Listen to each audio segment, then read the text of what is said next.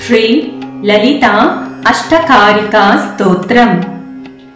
विश्वरूपिणी सर्वात्मे विश्वभूतैकनायकी ललिता परमेशानी संविद्वह्नेह समुद्भवा आनन्दरूपिणी परे जगदानन्ददायिनी ललिता परमेशानी संविद्वह्नेह समुद्भवा ज्ञातृज्ञानज्ञेयरूपे महाज्ञानप्रकाशिनी ललिता परमेशानी संविद्वह्नेह समुद्भवा लोकसंहाररसिके कालिके भद्रकालिके ललिता परमेशानी संविद्वह्नेह समुद्भवा लोकसन्त्राणरसिके मङ्गले सर्वमङ्गले